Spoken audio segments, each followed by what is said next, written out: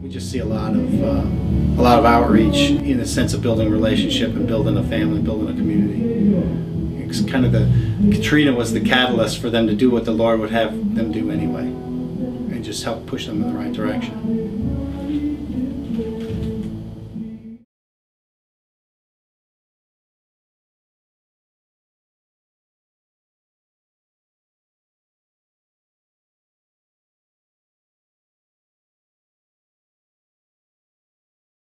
TCC got involved in Lakeshore my favorite way of getting involved in things, and that is people from inside of our church knew about the mission and said this would be a great opportunity for us to serve, and they brought it to us and said, what do you think about taking a group to Lakeshore and serving there? And that ignited the opportunity to go and serve there in Mississippi. Oh, the trip to Lakeshore was great. We did a lot of ministry. We accomplished a lot of work while we were there. Part of our team went to this lady's house. Her name was Amanda, and they redid her flooring, her laminate flooring. And they did some other patch-up work in her house, and she was very excited to get a home. If you saw where she had been living, it was pretty rough. It was a little tiny camper trailer, and she had been living in that, and so she was so happy to be given a house. And Jerry and John and Kelly and Kimberly and Weston all worked there most days. Most of the time we were there, they worked there.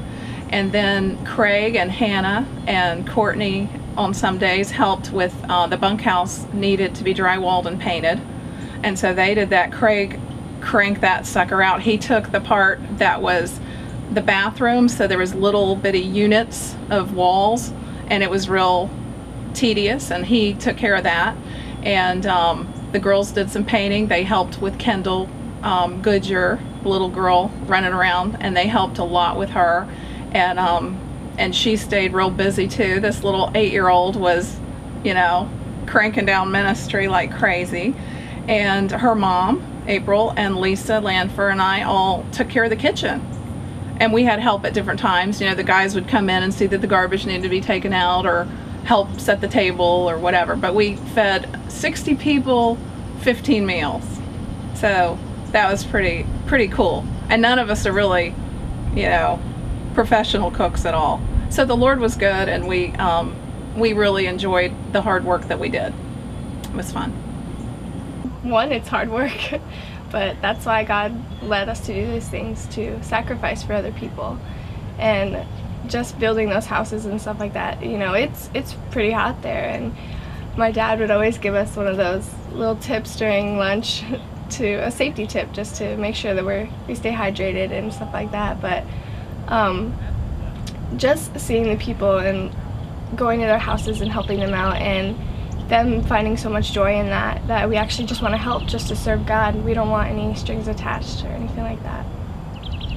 It definitely gave me an eye-opening experience. You know, every time I go there I learned something new, and last time it was flexibility. I had a hard time with that, but this time it was definitely humility, you know, knowing that it's not about me, it's all about God, and living my life for what Christ did for us, and following Him in everything I do, and just working and shining my light for other people. So that's about it. I've been changed by realizing that I don't have to be a pastor to witness to others. I mean, this kid Dylan, I talk to him a lot. I'm not even close to a pastor, obviously, but I managed to talk to him, you know, talk about the church, what we were doing, and he seemed pretty interested, and that just helped me realize that I can do stuff without a pastor or without my parents. So we take for granted all the stuff we have and all the conveniences. You know, when you wake up one morning and your house is gone, essentially. For the people who were fortunate enough to get out of town for Katrina, they came back and found they had nothing. And they're just continuing to press on, you know. So I would say humbling would be how it felt for me. I can't imagine trying to do that, you know. Especially now, 4 or 5 years later, where some people are just still in the same state that they were then. You know, they don't have anything, and they're kind of, you know, living from day to day.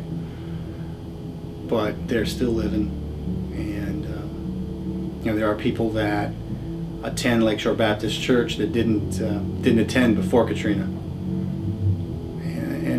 and I think maybe some of these people had to hit bottom, you know, in the physical sense, and their world has been totally, you know, uprooted before they started seeking the Lord. And when you see that kind of thing happening, it's humbling.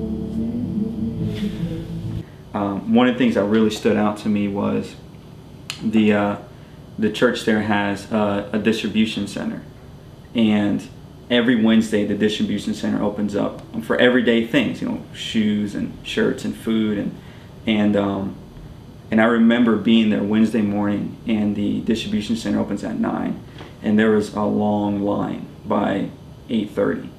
You know, so by 8:30 there was a long line of people just ready to get everyday things. I mean, this is 4 years later, you know, 4 years after Hurricane Katrina, that people are still lining up to get food and clothes.